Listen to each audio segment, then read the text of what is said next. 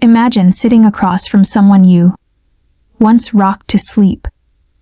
The little girl whose nightmares you chased away. And hearing her say, without a flicker of hesitation, that she wants you to sell your late mother's house to pay for her dream wedding. That was me. Across the table from the person I loved most in the world, my baby sister, the one I practically raised, listening to her calmly demand, "Dinner 50. As if she were asking for a cup of sugar. What she didn't know was that by the end of that dinner, I would have proof, real, undeniable proof, of how far she had gone.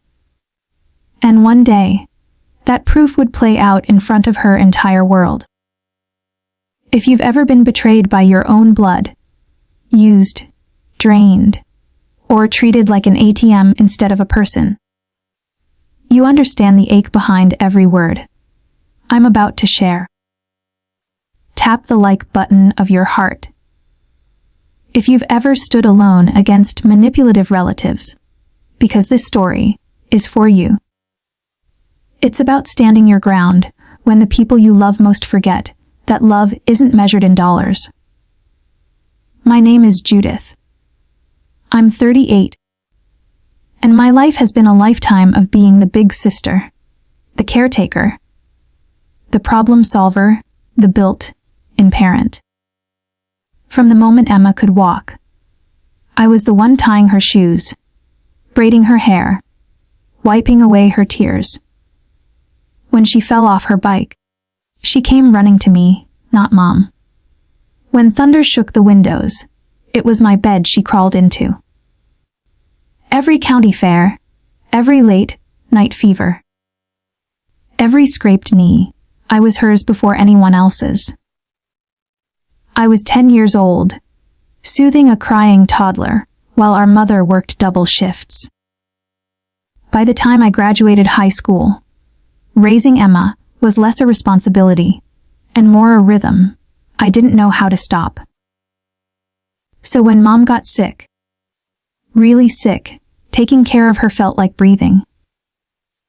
Chemotherapy, oxygen tanks, endless doctor appointments, I handled it all. I took time off work, sorted prescriptions, cleaned her room, held her hand through every long night of pain. Emma showed up when she felt like it. Glamorous lunches, weekend getaways, new boyfriends. She always had something important to do. When Mom finally passed after 2 brutal months in hospice care, the house came to me. A cozy 3-bedroom cottage with creaky floors and the faint scent of lavender lingering on the curtains. The walls held every memory of our childhood, the pencil marks in the kitchen where Mom measured our heights each birthday. Emma's name always a few inches below mine. It wasn't just a house. It was everything that remained of her. 2 weeks after the funeral, Emma called. Lunch, she said brightly, like nothing had happened. When she arrived, she looked polished, expensive, flawless makeup. A designer bag draped over her arm. And trailing behind her was Marcus, her fiancé, a man whose smile seemed rehearsed, whose handshake lingered just a beat too long, trying to own the room. Judith, Emma began, sliding into the booth. That honeyed tone she always used when she wanted something. We need to talk about Mom's house. I already knew. My gut told me before her lips even moved. She launched straight in. Marcus, and I found the perfect venue for the wedding. Everything we've dreamed of, but it's pricey. A $50,000, give or take. She said it casually, like announcing she'd bought a new coat. That's a lot of money, I said carefully. Which is why. She leaned forward. We need you to sell Mom's house and split the money with me. It's only fair, don't you think? We're both her daughters. Fair. I almost laughed. I had spent my entire adult life being the fair one. Working 2 jobs to cover Mom's medical bills, paying Emma's rent when she got fired, wiring money for car repairs she couldn't afford, while she posted pictures online of cocktails and weekend trips, and I ate canned soup under fluorescent hospital lights. Emma, I said slowly. I offered. Wa 10,000 as a wedding gift. That's all I can spare without selling the house. Marcus jumped in immediately, smirking like he had rehearsed this moment. Oh, 10,000. That's nothing compared to what the house is worth. Be reasonable, Judith. The way he said my name, like I was the unreasonable one, made something twist inside me. Emma's polite smile faltered, revealing what had been underneath all along. Some sister you are, she muttered. I didn't reply. I couldn't. Because sitting across from her, I saw something I never wanted to admit. The little girl, who once clung to me at bedtime, was gone. In her place was a stranger who saw family as a business transaction. That night, I sat in Mom's living room, surrounded by the echoes of our life together, the teacup she never washed, a magazine folded open to her favorite puzzle, the faint scent of her perfume still in the air. I traced my fingers over those pencil marks on the wall. Mine. Then, Emma's. A story measured in inches and broken promises. For the first time, I cried not just for Mom, but for the sister I'd lost long before she ever asked for money. A week passed in silence. Then one evening, my phone lit up. It was Emma. Her voice sounded small, almost girlish. Judith, I'm so sorry for how I acted at lunch, she said. I'm just stressed with wedding planning.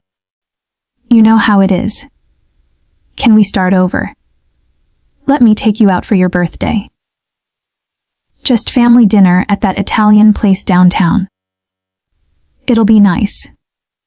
I wanted to believe her. Just for one night, I wanted to believe that the sister I'd raised remembered how to be kind. Jim, my husband, didn't trust it. Something's off, he said as I got ready. Emma never does anything without an angle, but I ignored him. Hope is a stubborn habit. At the restaurant, everything felt too polished. Candlelight danced off the wine glasses. Soft jazz hummed through the air. In the corner, I noticed 3 men in crisp suits, sitting with briefcases instead of food. Their eyes kept flicking toward us. A cold tremor ran through me. We sat down. Emma was all warmth and laughter, compliments and practiced smiles. She leaned in during appetizers, asking about my work, my garden, even Mom's necklace. For a few fleeting seconds, I almost believed her act. But one nervous glance toward those men told me everything. Then, just as our main courses arrived, Marcus slid a manila envelope across the table. We had our lawyer draw up some paperwork, he said, smiling like nothing was wrong. It's a trust document, makes managing Mom's estate easier for everyone. I opened it with trembling hands. Inside was a legal document that would hand over Mom's house and all her assets to Emma and Marcus. The language was thick with legalese, but the meaning was clear. They wanted everything. This isn't what you said, I whispered. You said this was a birthday dinner. It is, Emma said, her voice sharpening. And this is your birthday present, the chance to do the right thing for your sister. Jim reached into his jacket and placed a small digital recorder on the table. The red light blinked. "What's that?" Marcus demanded. "Insurance," Jim said calmly. "Because what you're doing is coercion. Fraud. Elder abuse. Well, not elderly abuse exactly. But you get the idea." The room changed in an instant. Emma went pale. Marcus' jaw clenched so tight I could see the muscles working. The three suited men in the corner suddenly found their phones. Far more interesting than us, and began packing up. "You can't record us without permission?" Emma hissed. "This is a one-party consent state," Jim said. And Judith consented to protect herself from exactly this kind of manipulation. I watched my baby sister's mask fall away. The sweet, apologetic Emma from the phone call was gone.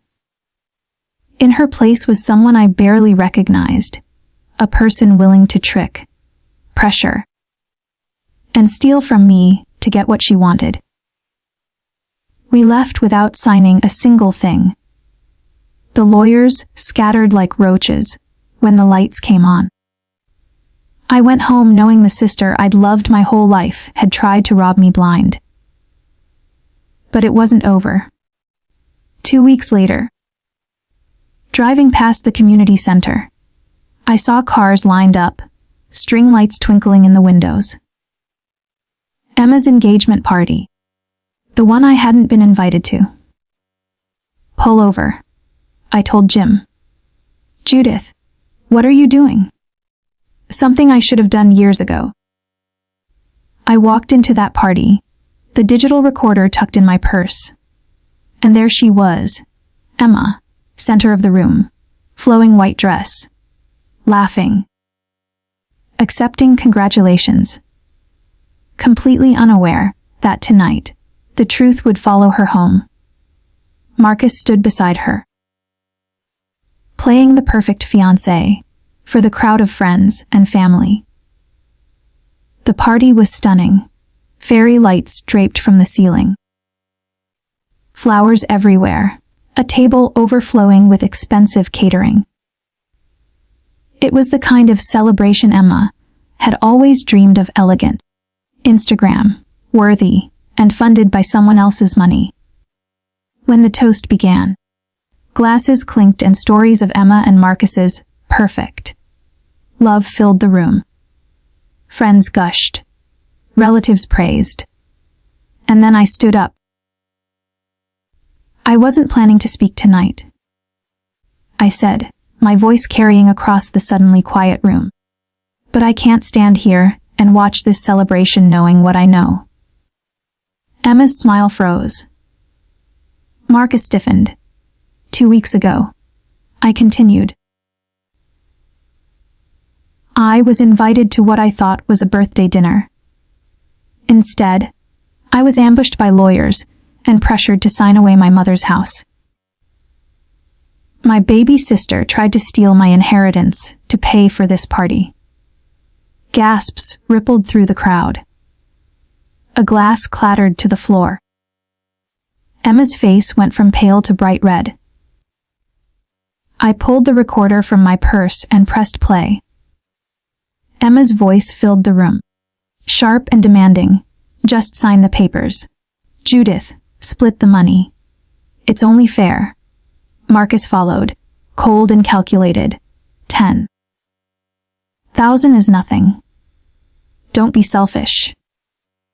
The recording played for what felt like forever, though it was probably only 30 seconds. When it ended, the silence was deafening. I looked around at the friends and family members, seeing Emma and Marcus in a new, harsh light. The perfect couple image was cracking. "This ends tonight," I said, placing the recorder on the gift table. "No more using family as a weapon. No more pretending love is something you can buy or steal." Emma's eyes darted frantically around the room. Marcus looked like he wanted to sink into the floor. I walked out with my head held high. Behind me, murmurs of shocked conversation swelled. The sound of people questioning everything they thought they knew about the happy couple. The aftermath was swift. By the next morning, half of Emma's wedding guests had cancelled. Marcus's parents, who had planned to contribute financially, withdrew all support. Several family members called me, apologizing for believing Emma's version and expressing their shock at what she had attempted. 3 days later, Emma called me crying, begging me to tell everyone the recording was fake. But I was done being her cleanup crew. Done sacrificing my peace for someone who saw me as nothing more than a source of money. The wedding was postponed indefinitely. Emma and Marcus didn't survive the scandal. Their relationship collapsed. Marcus was only ever interested in Emma for the inheritance. As for me, I stayed at Mom's house. I turned her sewing room into a home office, her garden into a place to sit and remember the good times.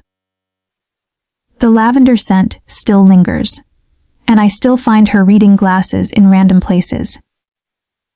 But now, it feels like home instead of a museum. Looking back, I realize I spent so many years trying to be the perfect big sister that I forgot to protect myself. Sometimes, the people we love most are the ones who hurt us deepest, because they know exactly how to use our love against us. But there comes a point when you have to choose between being taken advantage of and standing up for yourself. If this story resonated with you, hit that like button and subscribe for more stories about people, finally, standing up to toxic family members. Share in the comments, what's the most shocking thing a family member has ever tried to pull on you? Remember, just because someone is family doesn't mean they get to treat you like a doormat. Sometimes the most loving thing you can do is set firm boundaries. Until next time, keep standing up for yourself.